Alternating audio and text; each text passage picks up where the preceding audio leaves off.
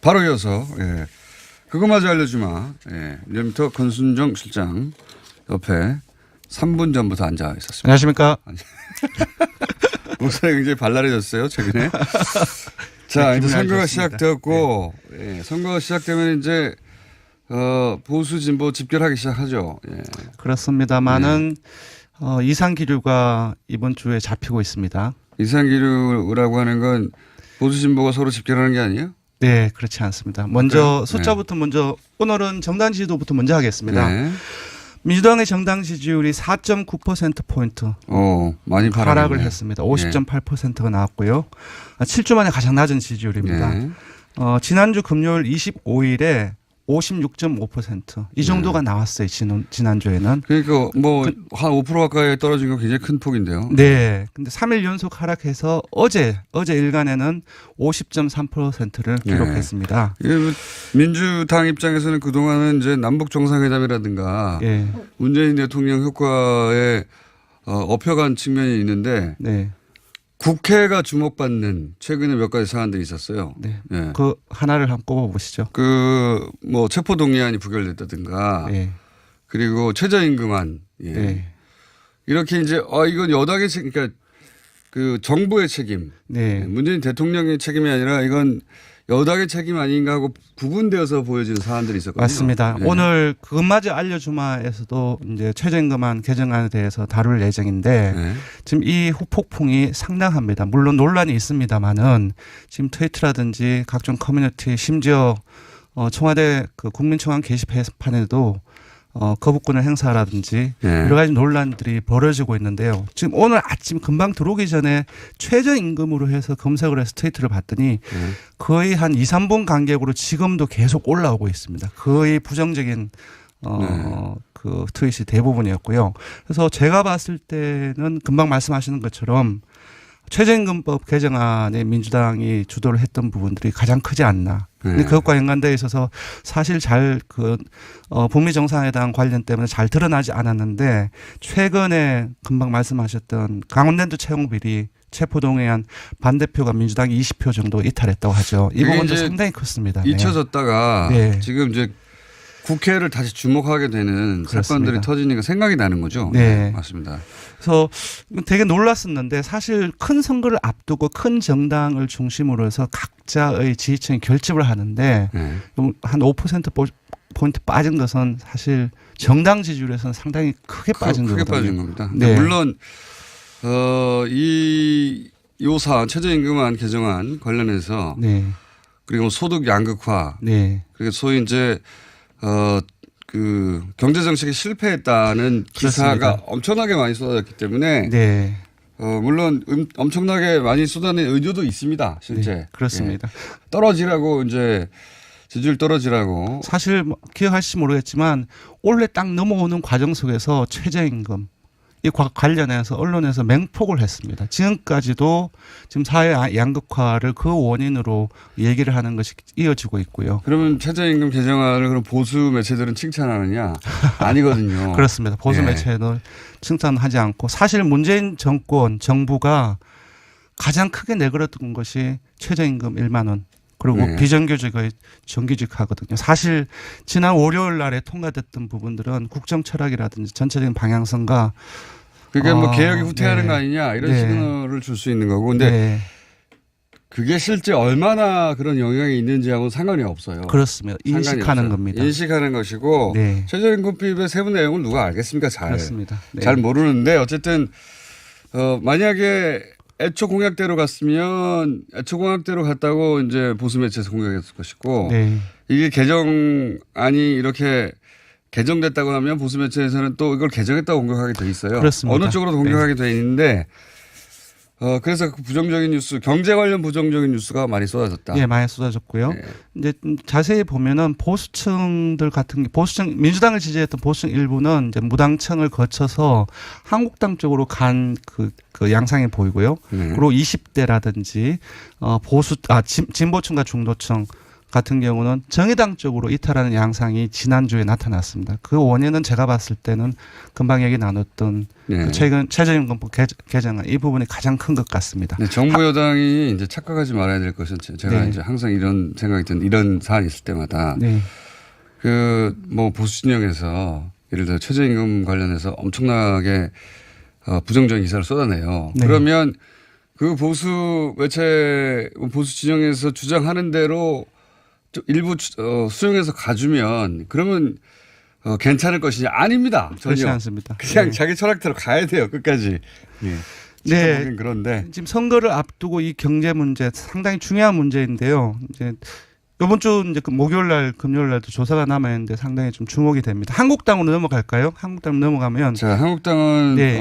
지난 2주 상승했고 이제 3주째인데. 예, 3주째 상승했습니다. 1.3%포인트 상승해서 20.8%를 기록했습니다. 5주 만에 다시 20% 선을 넘어섰습니다. 기억하시겠지만 4.27 남북 정상회담 직후부터는 17%대로 떨어졌거든요. 네. 그래서 지금 보면 전체적으로 뭐 대구 경북이라든지 수도권 30대 이하, 60대 이상 다 이제 상승을 하고 있고요. 아까 말씀드렸다시피 정의당은 1.5%포인트 상승해서 6.3%를 기록했습니다. 역시 민주당을 사실 그 지지했던 진보 중도 20대 일부가 일부를 흡수하는 양상이었고요. 그래서 다시 바른미래를 밀어내고 3위로 올라섰고요. 바른미래는 분석을 해보니 보수층이 소폭 이탈했는데 그것이 자유한국당 쪽으로 많이 갔어요. 그래서 0.6%포인트 하락해서 6.1%를 기록했고요. 평화당도 살짝 꿈틀을 그렸습니다. 소폭 오르면서 0.9%포인트 오르면서 3.2%를 기록했습니다. 예, 다른 정당의 뭐 상승폭 하락폭은 그렇게 크진 않은데. 네. 예. 물론 뭐 민주당은 그 다른 정당 다 합친 것보다 더 많았기 때문에. 그렇습니다. 예. 뭐 아직도 그렇기는 합니다. 폭이 네. 커도 뭐 눈에 잘 안 띄긴 하는데 네. 절대 수치로 보자면 4%대는 굉장히 큰 거죠. 일주일 사이 4%. 네, 그렇습니다. 예, 문재인 대통령 국정수행 평가를 짚어보겠습니다. 거꾸로 정당이 대통령에게 부정적 영향을 주는 사안이 되네요. 예, 지금까지는 거의 대통령이 정당으로 영향을 미쳤는데 이번에는 이제 거꾸로입니다. 네. 예, 문재인 대통령의 긍정평가는 0.7%포인트 하락해서 71.8%입니다. 부정평가도 호전입니다. 1.3%포인트 하락해서 21.3%입니다. 이게 지금 이상한 거예요. 네. 부정평가 떨어지고 긍정평가 올라가야 네. 되는데. 네, 그렇습니다. 여기서 제가 보기에는 당이 네. 까먹은 부분이 영향을 미쳤다. 왜냐하면 대통령 관련해서는 생각해 보면 보통 이제 큰 틀의 그 정상회담 관련이나 네. 이런 영향들이 왔었는데 네. 거기 신호는 좋거든요. 저는 사실 이번 주 들어서면서 대통령 지지율은 소폭 상승할 것으로 봤는데요. 네. 왜냐하면은 4.27 남북 정상회담 직후에 급등했지 않습니까? 네. 그 이후에 1, 2주 조정을 하다가 지난주 같은 경우는 사실 큰 드라마가 있었죠. 북한과 미국이 상당히 싸우지 않습니까? 그 재검토하겠다. 그리고 전격 취소 공개 사안을 하면서 그러면서 빠졌던 부분들이 있고, 근데 그 후에 또 급변을 했습니다. 네. 4차 남북 정상회담이 2차요. 2차인가요? 네, 전체로 4차고. 예, 이번 정부 들어서는 2차. 그런 이제 급물살을 좀 타게 됐죠. 6.12 그 싱가포르 그래서 이제 오르라고 생각을 했었는데 네. 긍정 요인들이 많은데. 네. 뭐 이번에는 예, 국회 민주당이 영향을 미치지 않았나 싶습니다. 네. 지금까지 서로 그 대통령과 여당이 주고받은 효과 네. 중에 정당이 대통령에 부정적인 영향을 미친 눈에 띄는 첫 번째 케이스가 아닌가 싶어요. 그렇습니다. 네. 자, 하여튼 예, 이번 주 조사는 TBS 의뢰로 리얼미터가 28일부터 30일까지 4월 동안 전국 19세 이상 1,503명을 대상으로 했습니다. 유무선 전화면접 자동응답 방식으로 실시했고 표본 오차는 95% 신뢰 수준 플러스 마이너스 2.5%포인트, 응답률은 5.1%였습니다. 자, 근데 뭐 큰 틀에서 보자면 이게 진보 보수로 양극화 선거 국면에서 네. 표가 모인다. 뭐 정의당도 당연히 그렇습니다. 민주당보다 더 진보니까요. 예, 이틀한 이제 민주당을 지지하던 이제 보수층 일부가 이제 자유한국당 쪽으로 간 경향은 있지만 아까 5%포인트 정도 빠졌지 않습니까? 대부분이 정의당이라든지 또 일부 이제 민주평화당 쪽으로 이제 빠진 이제 경향이 보였습니다. 네. 자, 바른미래당만 지지율이 빠졌네요. 예, 바른미래당만 빠지고. 그렇군요. 그렇습니다. 네. 자, 그것마저 알려주마. 네. 짧게 해보자. 이 조사를 안 할 수가 없었습니다. 최저임금법 예. 개정안에 대한 국민 여론. 네, 국민여론을 조사를 해봤습니다. 최저임금 산입 범위, 그 정기상여금하고 복리후생부 일부를 최저임금법 산정을 할 때 그 포함을 시킨다는 거죠. 예. 거기에 대해서 개정안이 통과가 됐는데 그러니까 찬성하는지 최저임금이 반대하는지. 결과적으로 줄어드는 거죠. 네. 예. 반대한다는 여론이 오차범위 내에서 우세한 양상을 보였습니다. 46.3%가 반대를 했습니다. 네. 찬성은 39.5%였습니다. 한 6점 몇 퍼센트 정도 되니까 오차범위 내이긴 하지만 어떤 그러한 어떤 반대가 우세한 양상으로 봐야 될 것 같습니다. 여기서 좀 예. 뭐랄까요, 착시가 있는 것이 네. 반대한다는 것이 최저임금법, 그러니까 최저임금이 더 높아야 한다는 건지, 네. 최저임금은 올리지 말아야 한다는 건지, 네. 둘 다의 반대가 다 들어가 있어요. 아니, 질문은 그렇게 명쾌하게 물었습니다. 아, 그래요? 예, 개정된 최저임금 안에 대해서 어떻게 생각하는지. 아니, 근데 제 말은 네. 그러면 최저임금법 개정안을 정확하게 이해해야. 그렇습니다. 근데 생각보다 네. 잘 모름이 저는 한 20% 넘게 그 유보청이 나올 거라고 예상을 했는데 14% 정도밖에 나오지 않았어요. 이거는 근데 최저임금의 산입 범위에 대한 네. 이해가 분명한 다음에 찬반이 나와야 된다고 봐요. 한 번 더 해볼까요? 그러니까요. 되게 중요한 왜냐하면은 문제니까. 네. 최저임금 산입 범위가 네. 무엇을 의미하는지 모른 채 네. 최저임금을 올리는 걸 반대하는 분들도 있거든요. 근데 그냥. 정의당 지지자들은 상당히 제대로 알고 있는 것 같아요. 정의당 지지자는 80%가 반대를 했습니다. 정의당 지지자들은 이런 사안에 굉장히 민감한 분들이죠. 네. 예. 그리고 민주당 지지층들을 좀 살펴볼 필요가 있는데 민주당 지지층은 찬성이 좀 더 많아요. 물론 반대도 한 40% 가까이 나왔지만 그건 찬성이 민주당이 했기 때문에 그냥 찬성하는 그렇게 봅니다. 네. 그런 거고요. 예. 그래서 대부분의 이제 모든 연령이라든지 이념 성향, 심지어 보수층에서도 반대가 많이 나는데 좀 여기에는 좀 잘 모르고 뭐 그러니까 응답한 부분들도 있지 않을까 최저임금을 싶어요. 올리는 걸 반대한다는 분과 예. 분들과 그런 부분들 최저임금이 이런 식이면 실질적으로 네. 충분히 오르지 않는 거잖아라고 네, 생각해서 더 올려야 한다고 반대하는 분들도 있어요. 네. 이 반대는 그래서 구분이 좀 필요한데 여러 가지 해석이 있을 수 있겠지만 전체적으로 세부적으로 봤을 때는 이렇게 해야 되는 게 예. 맞다고 봅니다. 어떻게 할까요? 최저임금을 지금보다 더 올려야 합니까? 올리는 거하고는 좀 다른 문제잖아요. 산정한 거. 물론 다른 문제인데 네. 효과는 올리냐 그렇죠. 충분히 올리냐 아니면 충분히 네. 올리지 못하느냐. 한번 좀 설계를 좀 제가 고민해 볼게요. 네. 그게 나와야. 네. 아, 근데 어느 정도 진짜. 전체적인 물론 이제 그 잘 모르고 응답을 한 분들도 있겠지요. 근데 전체로 봤을 때는 좀 지금 상황에서는 어느 정도 응답이 나오지 않았나 싶습니다. 저희도 최저임금법 개정안에 대해서 이건 좀 칭찬하는 그 매체가 그러니까 진보 보수 진영 모두 하나도 없는데 네, 그렇습니다. 실체가 뭔지 저희가 한번 예. 소개하는 시간 따로 마련해 보겠습니다. 여기까지 하겠습니다. 시사인의 아니죠. 시사인은 벌써 인사했죠. 리얼미터 권순영 실장이었습니다. 고맙습니다. 네. 바로 이어서 그거마저 알려주마. 리얼미터 권순정 실장 옆에 3분 전부터 앉아 있었습니다. 안녕하십니까? 목소리가 굉장히 발랄해졌어요 최근에. 자, 이제 선거가 시작되었고 선거가 시작되면 이제 보수 진보 집결하기 시작하죠. 그렇습니다만은 이상 기류가 이번 주에 잡히고 있습니다. 이상 기류라고 하는 건 보수 진보가 서로 집결하는 게 아니에요? 네, 그렇지 않습니다. 먼저 네. 숫자부터 먼저 오늘은 정당 지지도부터 먼저 하겠습니다. 네. 민주당의 정당 지지율이 4.9%포인트 많이 하락을 했습니다. 50.8%가 나왔고요. 7주 만에 가장 낮은 지지율입니다. 네. 지난주 금요일 25일에 56.5%. 이 정도가 나왔어요.